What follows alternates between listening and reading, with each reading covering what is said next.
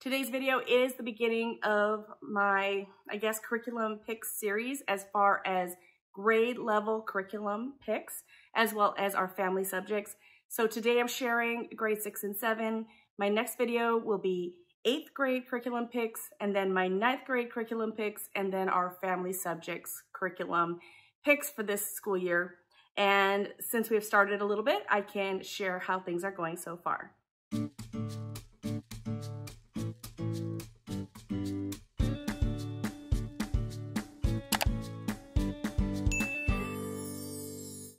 If you're new here, my name is Davine, and I am homeschooling 4 kids in 6th, 7th, 8th, and 9th grade this year. There's a caveat about my 9th grader, but I will share that in a different video. Today, I'll be focusing on my 6th and 7th graders curriculum picks.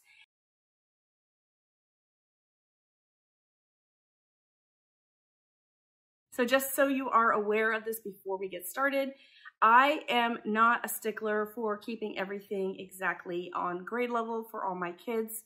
I will choose what's going to work for each of my kids individually. My 6th and 7th grader do a lot of schoolwork together. I would say 90% of their schoolwork is done at the same level. It's not always a grade 6 or 7 level, as you will see in my curriculum picks. But then there are a few things that they do separately based on things that they need help with or things that I want them to grow in as far as their strengths or their weaknesses. So I have all the curriculum laid out on my dining room table, and I'm going to turn you around and take you over there and give you a look at what we are actually using this school year. Okay, so here is everything laid out on the dining room table. I'm going to go through each item and just talk about what we're doing and how it's been going so far. So this here is our Bible pile. I am doing with just my boys twice a week, this Starting Strong. This is a Sunlight Bible book. I'm not sure what level it's in. It is level maybe D or E. I'm not sure exactly. We are enjoying it. My 2 daughters did these 2 books, so I have 2 of them. They did these books a few years ago. And what I'm doing is I'm reading it out loud to my boys. We are answering the questions verbally. And then there are a few activities that I have them writing out in a notebook. So we're not writing in the books. And then I have 2 of them because one of my sons likes to read along, and I have 2 anyways. So that is something we're doing twice a week for Bible. And then the other Bible that we do on the other 3 days a week are our group subject Bible. So I'll talk about that in our family subject video. This is one of the things that my youngest son is doing daily. He is on the last week pretty much. I think there's about 53 weeks. He's on week 52. But this is a Word of Life devotional for grades 3 and 4. And when I got it, he was in probably 4th grade. So we have been working on that for quite some time. He just does a little section each day, so it just looks like this. He'll read a verse, answer questions. And then my other son, he doesn't have this anymore. He did have one. But he is basically just reading through Psalms. He will, on a notebook, he'll write down one of the verses out of a chapter that he reads. So one verse that he likes, and then a small prayer. And so that's what my 2 boys are doing independently every day. Okay, this is new to me. I have not started this. This is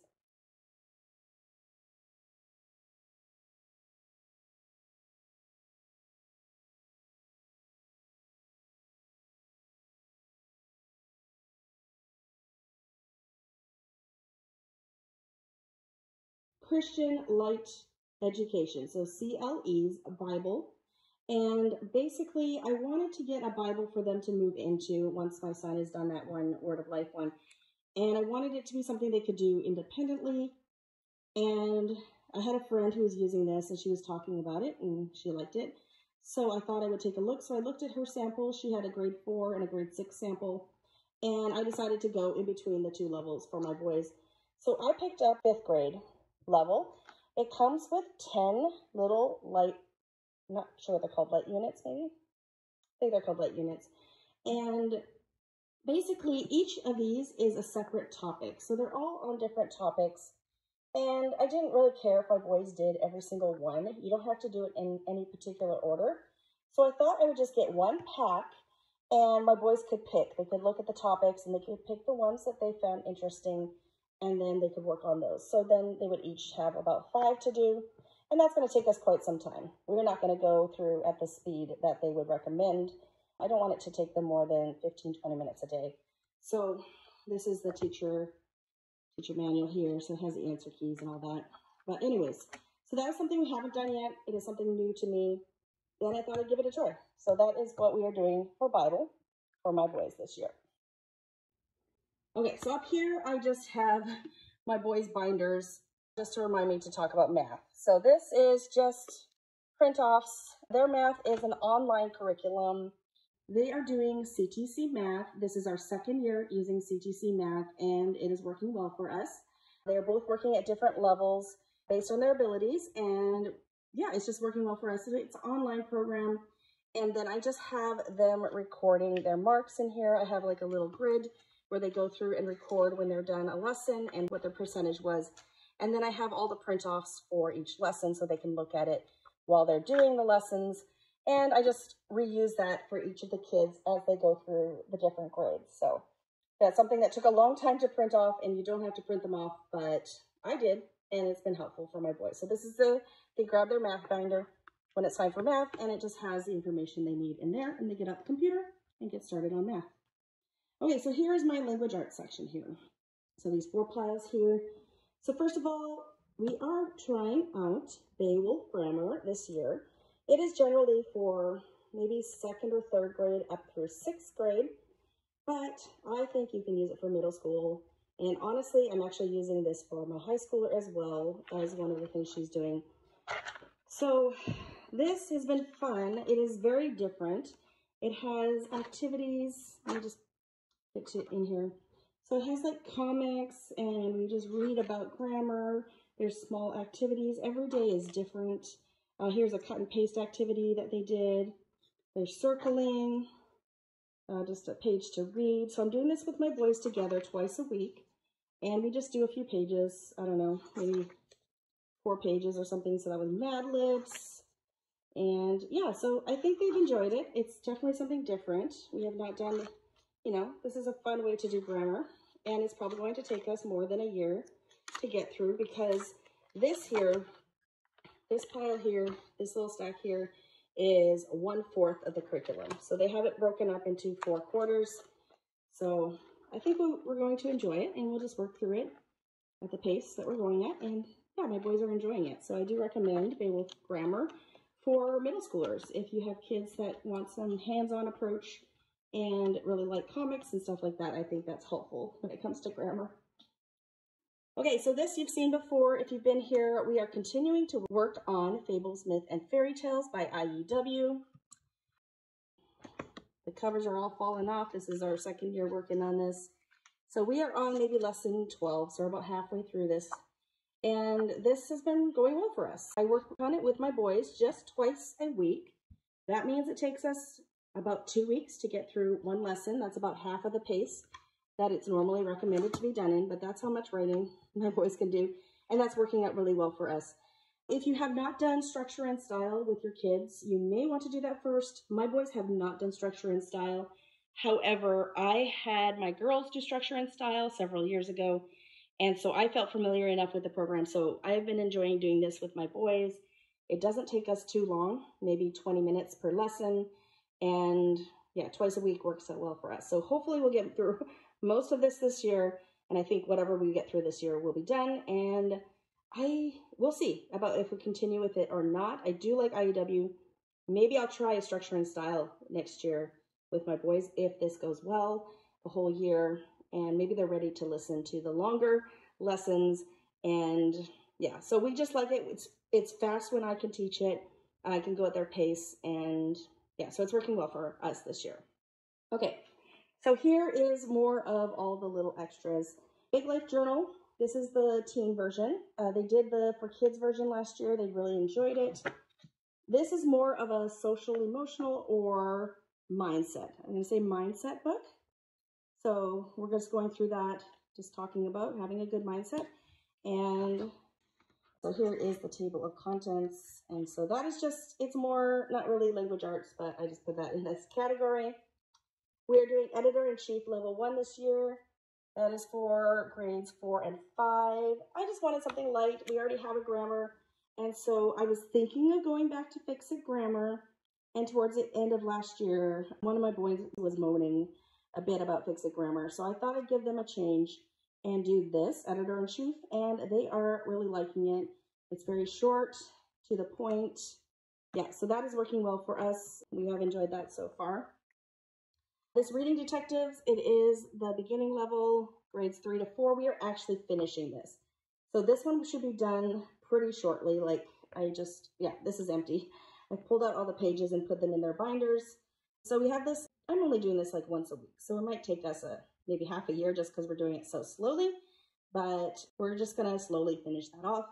I think it's been good for helping my kids find proof for what they're saying when they're reading. So reading comprehension while finding proof for their answers. So that's been a good one.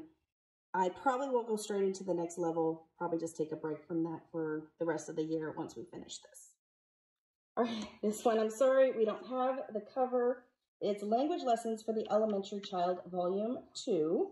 And this is more of a Charlotte Mason approach. It has copywork, it has grammar.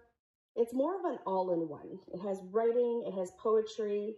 Yeah, so this is more of an all-in-one. Both of my kids are mostly. This book is almost done because one of my sons is very close to the end. I'm not sure, he might have 20, 30 lessons left. And they're very short lessons. And so usually I'll assign 2 at a time, but we also only do it every other day or so. So we have enjoyed this. I like it. It is an all-in-one. So I have all these different components. So I don't know if I need an all-in-one, but I've liked it and used it so far for the last few years. And we just work at it at our own pace. And so, yeah, so I'm not sure if I'll replace it exactly when we finish it. We'll see. Yeah, we'll see how far that takes us into this year. Here is our reading log or reading journal. I just printed off a lot of pages last year. So I think we're going to finish up this reading log, or however many pages that I photocopied or had printed up. And so we started this last year. After this, I might move back into written narration. I do just like having written narration. And as they're getting older, I'd like to move back into that. So that's worked well for us. That is not Consume's reading journal. This is the elementary version. It's typically for 2nd through 5th grade, but I use it for kids who are older than that, obviously. Okay, so we have those. And then these 2 up here are, one of my sons does Wordly Wise. He's on Wordly Wise 4. This is something I might pick up 5 this year. I wasn't sure how far we would get. We were more than halfway done, I think. But I do think that this son, I think we will continue with book 5. So I'll just purchase that when we need it.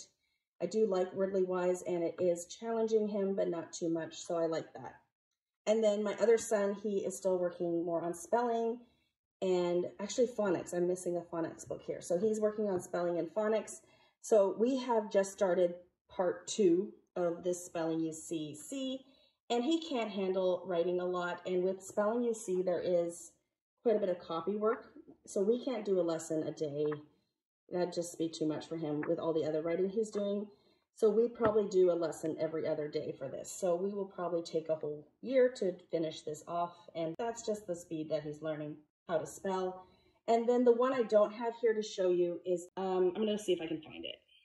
Okay, found it. Okay, so this is Evan-Moor's. It's for 4 through 6 plus daily phonics. So this is a remedial phonics program. And so this son, he does struggle with speech and phonics and spelling. So we are going through this. This is a little, I think it's easy for him, but we're going through this. And then when we're done this, we're going to go back to Explode the Code. He has one more. He has book 8 to do of Explode the Code. So I thought we'd do this first, and then we would go back to Explode the Code. But this should probably take, this will take about half of the year. I am having him do it 4 days a week, double pages, just because it's pretty easy for him. So we should be able to start at least the Explode the Code book 8 before the end of the school year. All right, next we have our history. So for the first time ever, History is not a group subject for all of my kids together. We have done history together for the 4 years that we have been homeschooling. This is the first year we have split off because I just have kids that are at more of a high school level, and then I have kids that are at this middle school level. However, 3 of my kids are still doing world history. My 8th grader is doing world history, but she's doing kind of more of a different program. So stick around if you want to see what my 8th grader is doing for world history. But this is what my boys are doing primarily. And if you want a look inside of any of the curriculum that I'm showing you, please just let me know. I'd love to make reviews and look insides of curriculum for you guys. So let me know if you want to look inside this, you want to see all the books. So this is Bookshark. And so Bookshark, you know, comes with lots of books. I don't have all the books here. I'm just showing some of the books that we're reading right now. And I'm showing you some of the adjustments that we're making.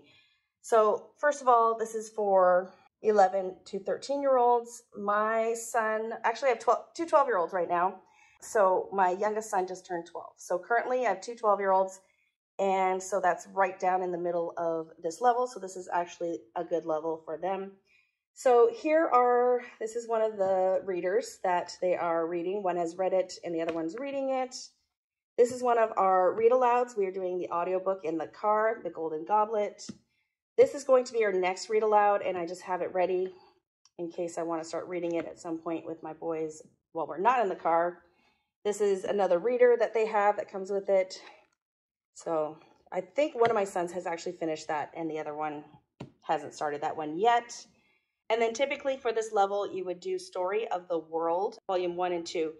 But we have done Story of the World, or we have listened to all the audiobooks of Story of the World. So I decided to go with a child's history of the world. And so we're only going to do half of this year because this level is this is year 1 of 2. So I'm only planning on getting about halfway through this book. And it is going to be simpler than Story of the World, but we don't have a lot of time sometimes. So we are enjoying this. We actually just listened to the audiobook in the car. We were driving a lot this year during school hours. So we are listening to this in the car. They're very short, simple lessons, but they have really enjoyed it. My boys will often say they want to listen to another chapter, and I'll be like, no, we can't get too far ahead in our history because we have other things to do, like reading out of the Kingfisher History Encyclopedia. So this is the next thing that we're doing. So I do this with the boys twice a week. We'll read about a lesson and a half of this. And so I'm trying to keep that and a child's history of the world kind of together so that we're learning about the same things at the same time. So that is what we're doing for history. And yeah, so with Bookshark, I am very loosely following the guide. So, all right, so I'm very loosely following the guide. We're not doing this. I'm just lining up the child's history of the world with whatever we're doing in the Kingfisher Encyclopedia as much as possible. And then I am doing these books in order as far as the read alouds. And poetry we generally do in our family time or morning basket time. And then they read the readers, I don't know, whenever they get to it. We do more of a time. I don't assign chapters. I assign them amount of times to read. And so when they're done reading, then we'll give them the next book. So that's sort of how history works around here. And then this is our science that I'm doing with my boys this year. So this is part 1. This is what we are currently finishing up. This was the science that we started last year. And this was the first time that I've done science with just my boys and not my whole family. So we have been enjoying this. So actions and reactions is for grades 1 to 6. We are not doing the main text, the spine, which is Apologias Exploring Chemistry and Physics. We are not doing that. That's this book here. What we are doing is we are watching all the videos and we are reading a lot of the suggested books. And so I would say my spine with this guest hollow unit are these 2. So every day we read about one of the elements in here, and these are fun. They have little stories about the elements and kind of give them little characteristics. And then I'll have the same element in here, and generally it's lined up pretty well. So this one's a really fun one as far as beautiful pictures and good examples on what the element looks like and then how we use it in everyday life. And so we're going through that pretty slowly, as we only do one a day. So we're only about halfway through these. I'm not sure how I'm going to continue to incorporate this. I might continue to incorporate this even when I've decided to finish this. I want to do about one more month of actions and reactions, and then I think we're going to move on to our next topic because we've been doing this a while.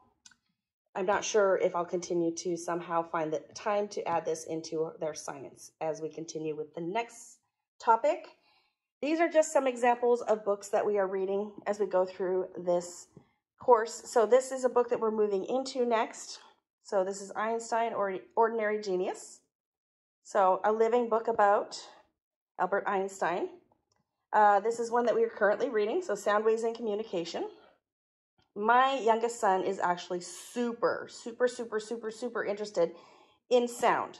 So sound, vibrations, pitch, all those sorts of things. So this has been perfect. He has been really enjoying that. And then we are currently reading The Boy Who Harnessed the Wind. And this is the Young Reader's edition, and he is loving it too. It's about a boy who just, at the very beginning, which is, we have read just the beginning so far, he's just very inventive, and he uses things around him to create things. And yeah, and so my youngest son is super into that sort of thing. So that's been a good one for him. And so, yes, I'm going to do about one more month of this, and then I'll have to move on to our next topic because we're part of a parent partnership program, and physics and chemistry was last year's topic.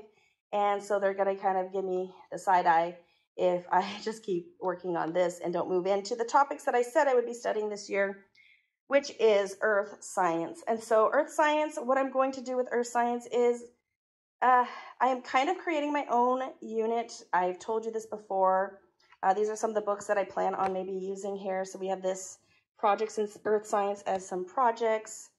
This book here looked good, so I'm adding it to my pile.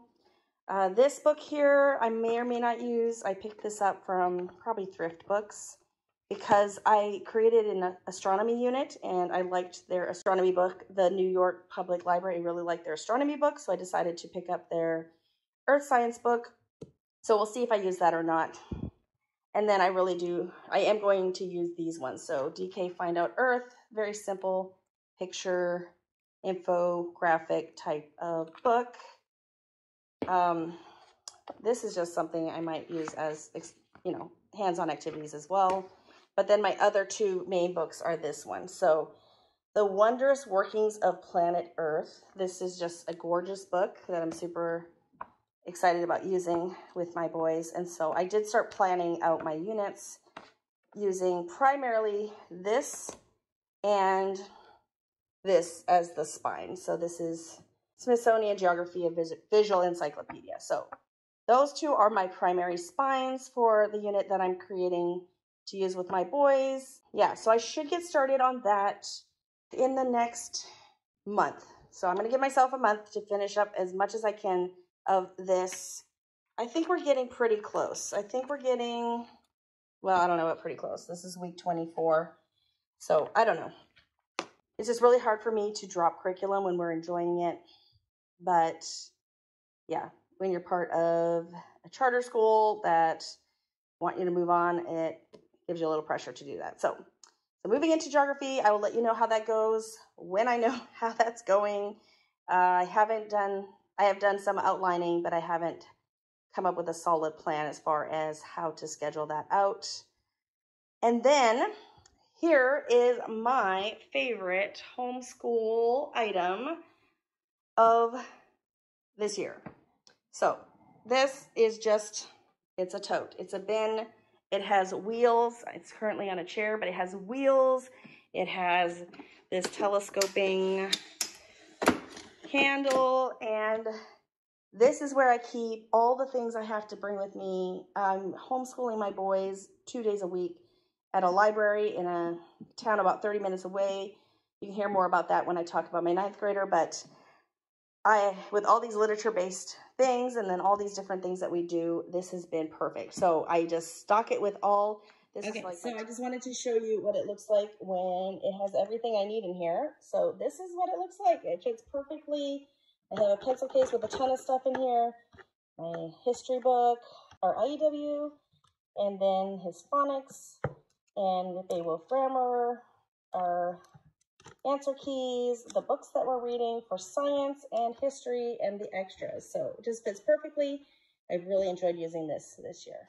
And generally, I just have this stocked with the things that we need for the day. And yeah, I do certain things with my boys when I'm at that location, so I don't have to like readjust this, move things back and forth. They just stay in the van generally, and sometimes I'll take some books out and put some new books in. But this has been a great investment. It carries like 80 pounds. So if you are in the same situation where you are traveling and trying to homeschool and you need a solution, I do recommend this. I will link a link to that in the description box below, as well as many of these other things that I can fit down there. I will link all of these below. So if you're interested in them, you can take a look.